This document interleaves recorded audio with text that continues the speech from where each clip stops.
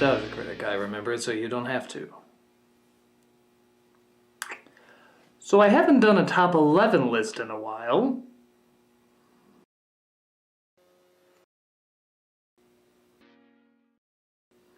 And so I thought I would do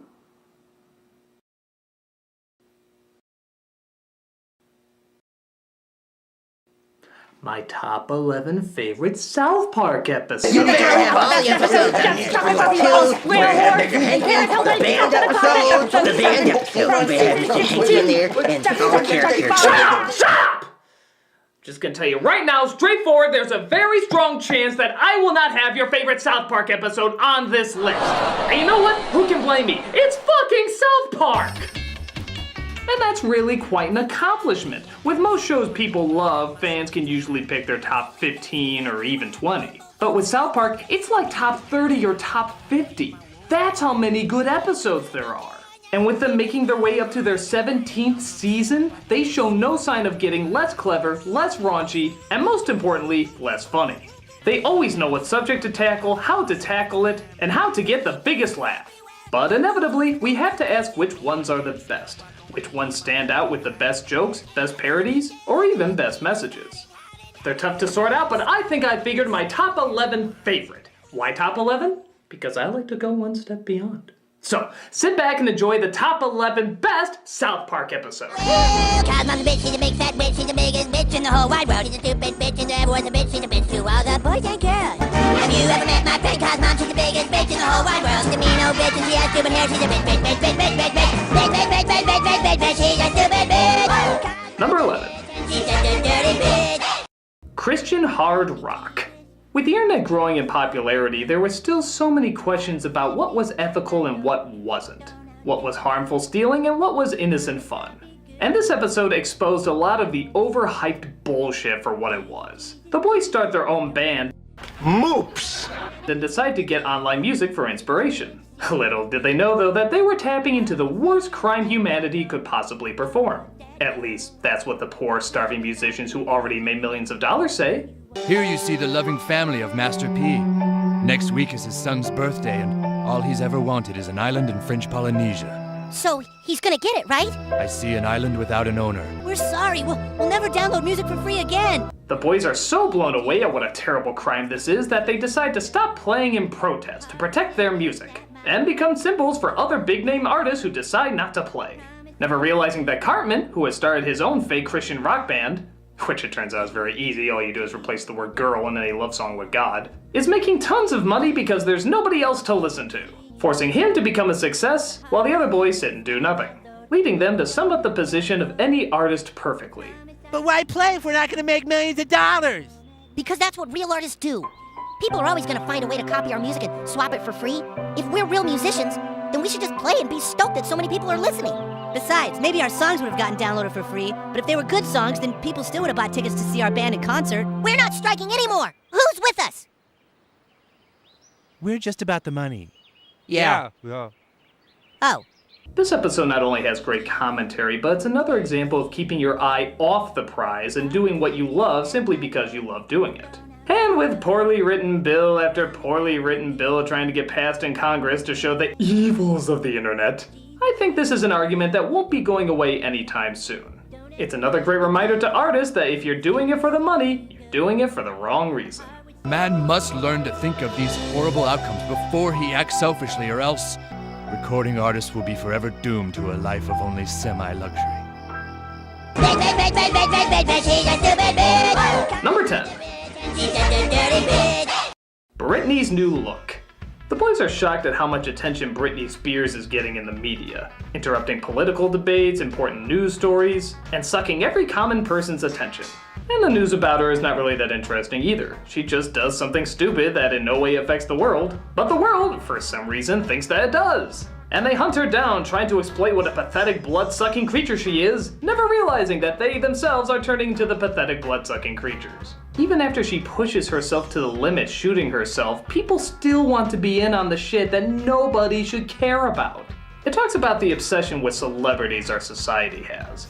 But South Park asks the important question, who the fuck cares? There's no doubt that people love bullshit, but this episode says, for the love of God, get a fucking life and stop thinking how you can live through others. It's like that show, TMZ. You know, the worst humanity has ever put on in the history of the human race. So terrible that I hate getting a clip to show you because I feel like getting the footage is giving them a fraction of support and that makes me feel like the devil. That fucking bad. And yet people still watch them like they're saying something important when all they're doing is praying somebody will blow their brains out to preserve whatever measly shreds of journalistic decency they have left. Jesus. This episode exploits that showing when... Oh, you know what? I'm gonna go on a little longer. Fuck this show! If you're actually dumb enough to watch past the first 2 seconds without realizing it's sucking whatever intelligence you had, then you deserve your purgatory of rubbing tabloids on your genitalia, thinking you're getting laid and claiming to others that you know how the world works when really you're just crying your virgin ass to sleep every night while eating your Dorito and Captain Crunch sandwiches. No, seriously, you stab God every time you see this show. You rape a kitten every time you don't turn the channel. Fuck this show! Not a fan. This episode displays a lot of similar issues that were also brought up in Raising the Bar. And while that was a great episode, I felt this one did the obsession with horseshit not only first, but better. For whatever reason, there will always be a crowd for this stupid stuff. And as long as there is, this episode will always hold relevance. Unlike some other pieces of shit. Seriously, whoever's watching it, sleep with something. For your own good. Number 9. Cancelled. Satire often shows the flaws of human nature, but once in a while it can get its humor from the idea that maybe we've been doing better than we thought. Like, we've actually been holding up when given the circumstances we're put in. And this episode plays around with that idea. Sort of. It starts off eerily similar to the very first episode. In fact, it's exact. That wasn't a dream, Cartman. Those were visitors. No, it was just a dream. My mom said so. Visitors are real. Wait a minute. This has all happened before. Yeah, this does seem really familiar. But then they realize they're reliving the same events as before and discover that the aliens who implanted the satellite in him from the first episode have returned. This of course raises the question, why was the satellite there to begin with? Well, it turns out Earth is part of an intergalactic reality show. The idea revolving around what happens when various people and animals all live on one planet. Our planet is just a reality TV show? Well, you don't think the whole universe works the way Earth does, do you? No! One species, one planet. There's a planet of deer, a planet of Asians, and so on. We put them all together on Earth and the whole universe tunes in to watch the fun! This immediately creates conflict, violence, drama, which of course equals entertainment. But the problem is people are suddenly made aware of its existence. So because of the fear of it not being as fun anymore, the show is in danger of being cancelled, resulting in Earth's destruction.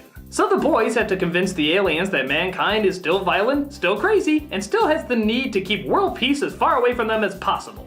So they can be renewed for another season and the Earth doesn't have to be destroyed.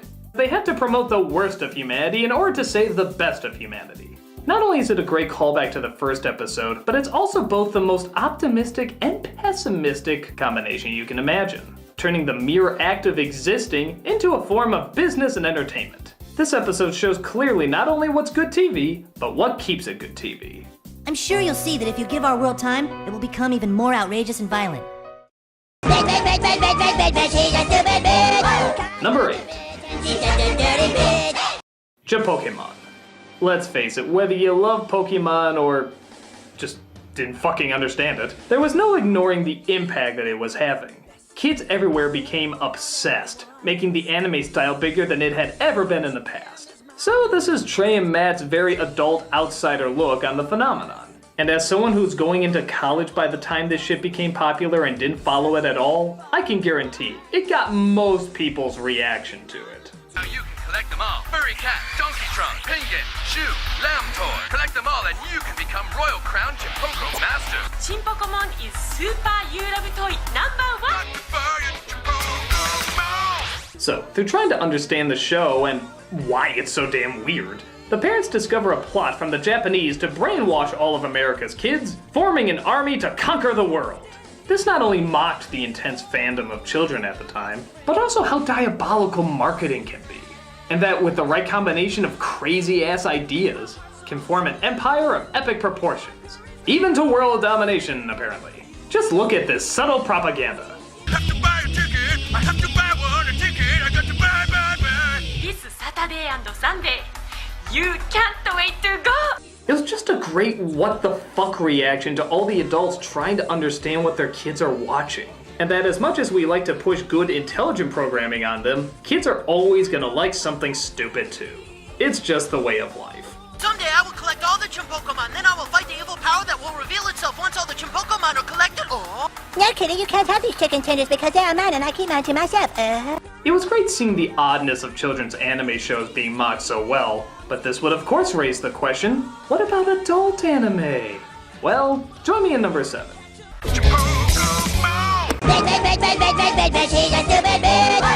Number 7. Good Times with Weapons. For as much as they mocked kids anime, it's fairly obvious the writers of the show must enjoy good adult anime as well. In this episode, the boys come across a series of weapons and pretend that they're ninjas. But not just any ninjas, anime ninjas. And the best thing is we don't see it from an outsider point of view like we did with Pokemon. We see it from the children's point of view. Everything found in traditional anime is here. The badass designs, the over-the-top storylines, even the karaoke songs with bad English dubbing. Hey, hey, let's go, Kinkasuru! Taisetsu na mono, protect my balls! A lot of the humor comes from the fact that it's taking a simple story about kids playing and turning it into a grand battle. So the comedy lies in how over-the-top and epic they're making their childish dilemmas. And nobody does over-the-top and epic like anime. It's a loving send-up with lots of laughs and a perfect satire of a very popular art form. We'd love to hang out, guys, but we have important secret work to do. Yes, the life of a ninja is complex and full of peril. It even has a funny little jab at the end about violence in the media versus sex in the media. And it wraps up all loose ends really nicely. But hell, we all know that wasn't the best part. The best part was just watching them make fun of what we enjoy. But still in a loving way. What else can you say but, let's fighting love! Let's fighting love! Let's fighting love!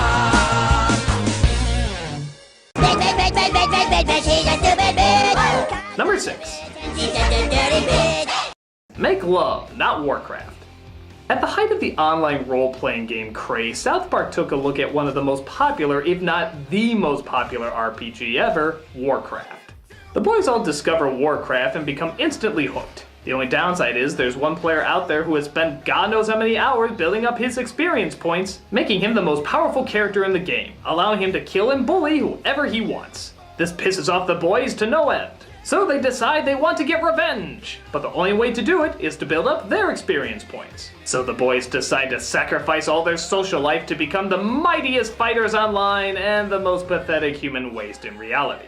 Much like Good Times with Weapons, a lot of the humor comes from how epically large our heroes can make something so not epically large. I mean, they can be fighting online, but when you get down to it, they're just sitting at a fucking computer screen. And we always get constant reminders seeing all our badass looking characters still have the voices of little kids. Oh, dude. I just took the biggest crap. Dude, we've been waiting forever. Well, I'm sorry I had to take a dump. Another great thing about this episode is that so much of it is done in CG and actually acquired the help of Blizzard Entertainment, the company that created Warcraft. Again, like Good Times with Weapons though, the episode mocks the material as well as its fans, but also shows the appreciation for it too. It acknowledges why the game is so popular and how it can become so addictive. It just shows what happens when the addiction can go too far. Whoever this person is, he has played World of Warcraft nearly every hour of every day for the past year and a half. We are dealing with someone here who has absolutely no life. How do you kill that which has no life? But it still shows it as fun. And even though people can take it to ridiculous extremes, there's still something very enjoyable about it. Dad, how did you get that? No time! Just take it! Here! How do you hand something from one player to another? Bring up your inventory screen. Control-I. Okay. So again, we have sort of a loving tribute, obviously taking a few punches here and there, I don't have a World of Warcraft account, do you? No, I have a life. but still enjoying the fact that something so mundane can be turned into such a huge adventure. It has a perfect understanding of the fans, the material, and even the idea behind the material. Hey, if even Blizzard can acknowledge how funny it is, it must be doing something right. No! I don't want him to start over in the graveyard! No! Ah! God f***ing damn it! Number 5. Passion of the Jew. Definitely a classic. the best look at Mel Gibson's controversial film, The Passion of the Christ. Some people may forget, but this film was one of the most talked about movies for a couple years, and South Park decided to throw in their 2 cents as well. All the boys go to see the film based on how everybody's been talking about it, and each one has a different reaction. Kyle sees it as a guilt trip because of his Jewish heritage, Cartman sees it as a chance to control brainwashed extremists, and Stan and Kenny just see it as, well, a bad film.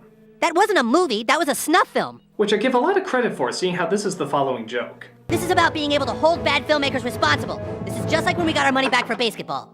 They try to go to Mel Gibson himself to try and get their money back, but their fears of Gibson being a crazy pain-obsessed sadomasochist are sadly confirmed. In fact, overly confirmed. I guess now you're gonna start torturing me. Ah!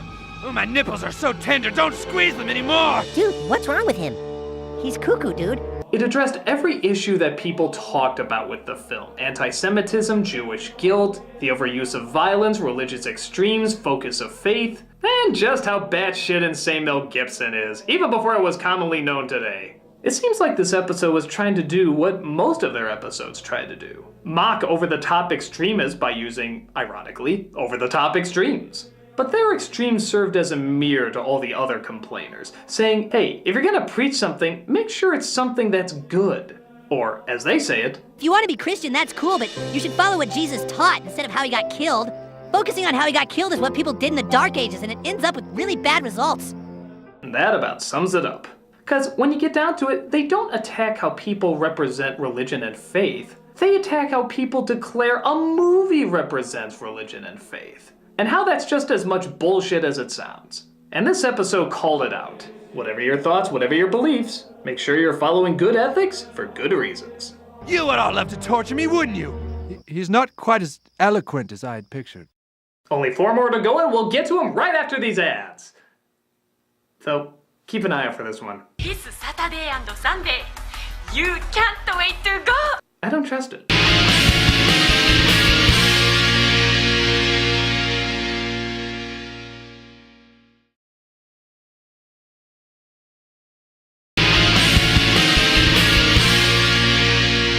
Is it wrong to count 3 episodes as 1?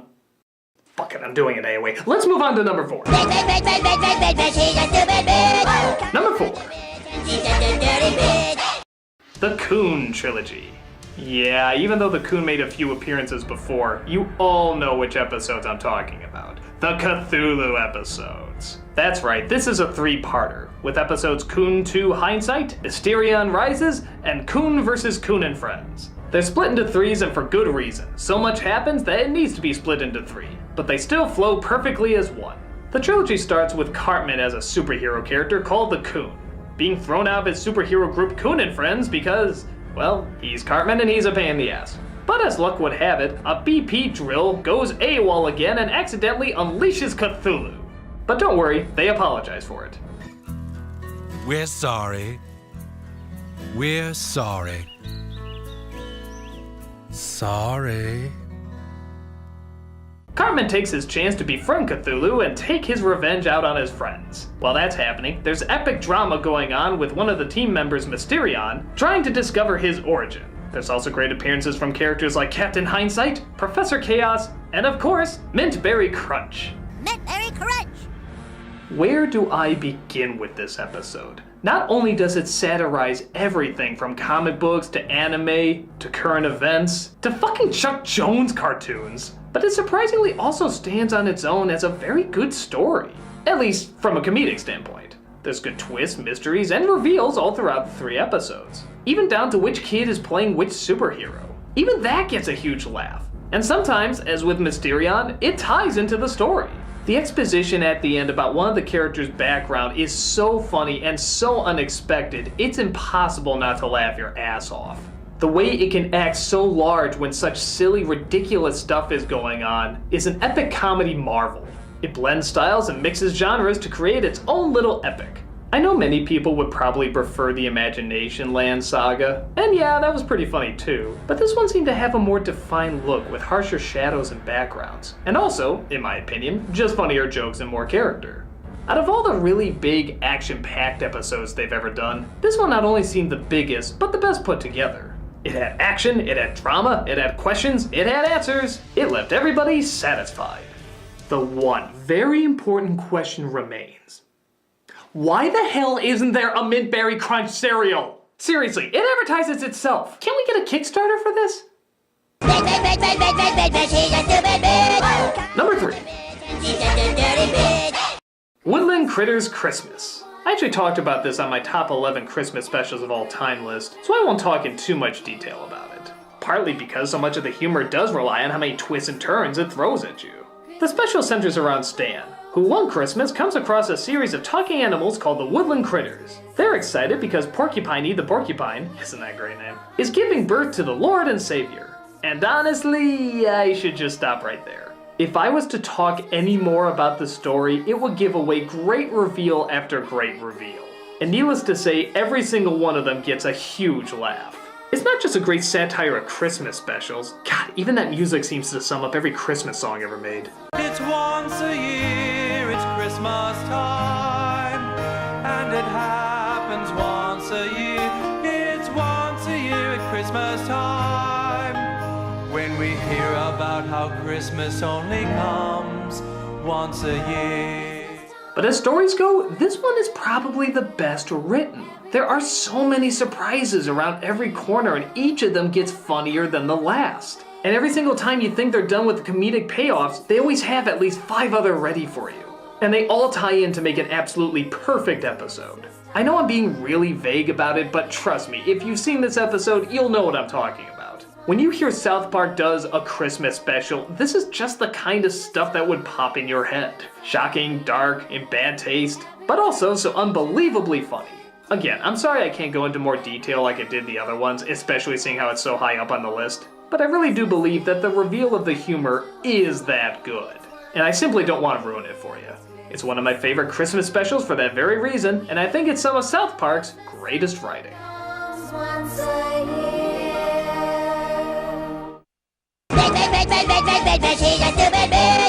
Number 2. All About Mormons. I think it's safe to say the creators of South Park have a fascination with Mormons. But given the way they explain it and make jokes about it, you can kinda see why. In this episode, a family of Mormons move into the neighborhood. At first they're outcast because everyone thinks they're gonna try and force their beliefs down their throats. As the town's preparing for a fight, the Mormons are preparing for dinner. Yeah, not only do they not want to fight back, but they constantly invite people over for dinner. And it's not for any religious agenda or anything, they're just nice. What happened? I'm going over to his house for dinner tonight. You kicked Mr. Harrison's ass? We're, having their family over for dinner tomorrow night. See, that's what happened to me. They talk politely, they tell stories, they're a better family than most of the families in town. And the episode is pretty much the village's confusion of how such kind people can come from a religion that's, well, according to South Park, something like this. Jesus lived here in America? Yes, eventually my people were all killed by the other tribe of Israel. And as punishment, God turned their skin red. These are the Native Americans you know today. Dum dum dum dum dum. This episode is one of the best for 2 reasons. One, if you've ever known a Mormon, you know they are unusually nice and ethical and not angry and just pleasant. Oh, I'm sure there's some asshole Mormons out there, but I haven't met them yet. I haven't even met a person who met a Mormon who was an asshole yet. So their grasp of Mormon people is not only funny, but kinda dead on. But the second thing that makes this episode one of the best is that it still takes its shots at the Mormon religion. But that still doesn't get in the way of their message. Being that if a religion doesn't spread hate, produces good people, and hurts no one, who cares what the hell they think? In my opinion, I don't even think this needs to be called All About Mormons. It could be called All About Religion. No matter what the faith, if it seems to spread good without harming a soul, there's good in it. As much as the episode does mock the Mormon religion, it also surprisingly teaches tolerance, in its own unique South Parky way. Heck, Stan's father wants to become a Mormon, because he just wants to figure out how he can be as nice and complete as that family is. And it all comes from just being pleasant. And you know what? In a show that can be so harsh and mean-spirited sometimes, it's good to know that even the creators can still see the value in just straight up being nice, even in the face of being mocked for it. And in the end, the Mormon kid is actually seen as the badass because he didn't change for anything. He just stayed himself because that's what he liked. In a time where religion can still be so complicated and so controversial, this episode understands that sometimes the simplest answer can very well be the best. Who's up for a water balloon fight? Yeah! Water balloon fight! And now for my number one pick.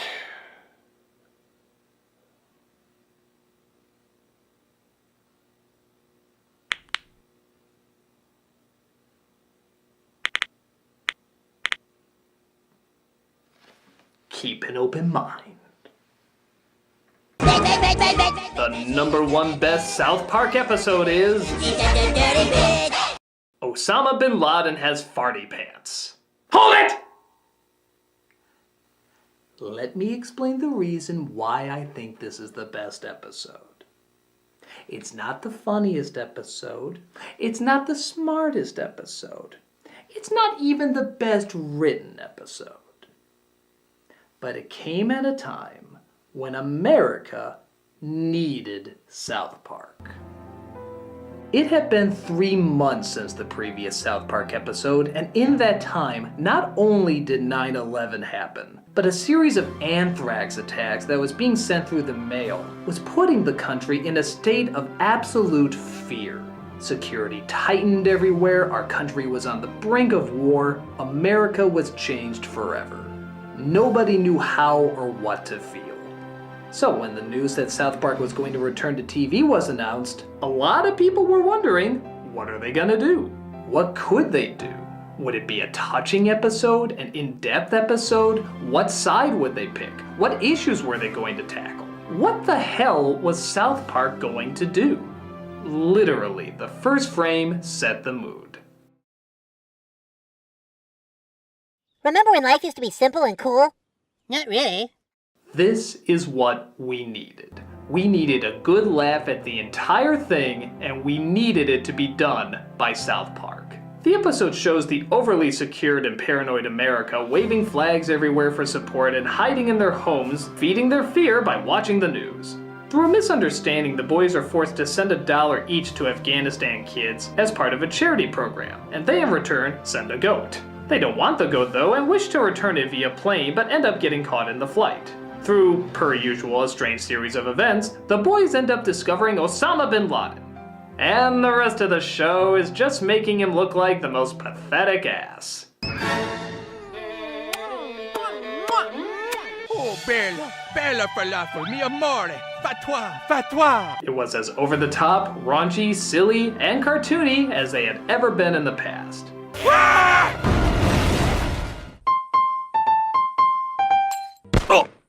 I got him! I got him! Everybody was talking about it the next day. Did you see that episode of South Park? Wasn't it hilarious? That was just what I needed. God, I'm glad they're still so funny. There have been jokes made about the state of our country before this episode, other satires and commentaries, but this was the one that Americans needed. Uncompromising, unapologetic, not worrying about who they offended, just trying to make people laugh. It was just the right jokes at just the right time, delivered by just the right people. Giuliani showed us we needed to be strong, Letterman showed us we needed to cry, South Park showed us we needed to laugh. I'm not gonna say it changed everything or erased all our fears that we had before, but a good comedian knows the power of laughing and how important it is. It not only makes you feel good, but it can help you out through some of the darkest moments of your life. And in one of America's darkest moments, this helped a great deal. It helped us in only the strange ways South Park can help us, by not backing down to anything and just doing what they thought was funny. And whether it was a huge roar or the tiniest little chuckle, everybody felt their spirits raise a little bit after seeing this episode.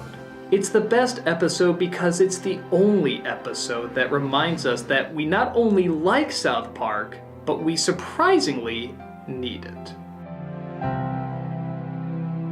So there you go, my top 11 favorite South Park episodes, and looking back, it's kind of shocking how smart it is. From a show that most people thought was just lowbrow garbage and crude childish humor, South Park has proven to be some great social satire, and purely on its own terms. They're the people we can always rely on to say the emperor has no clothes. The people who won't be bought out or cave in to any public opinion. The people who won't hold back about saying something about somebody because they're afraid they might be on the show or they might be a sponsor. They have no fear because they have no cares. They talk about whatever they think is funny and still manage to be relevant for 17 seasons and still going strong. Maybe there is more to South Park than just crude humor. Maybe it's proof that great comedy and art doesn't just come from freedom, but from freedom given to the right people. And that what the public claims as one day being beneath them, or immature nonsense, can the next day be claimed as some of the most blunt, straightforward, and brilliant satire that television has seen in years. Wouldn't you agree? Shut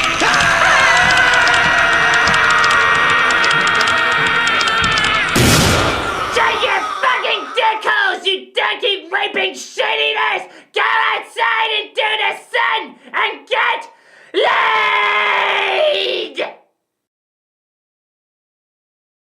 I'm the Nostalgia Critic. I remember it so you didn't have to. Dude, that was totally tits.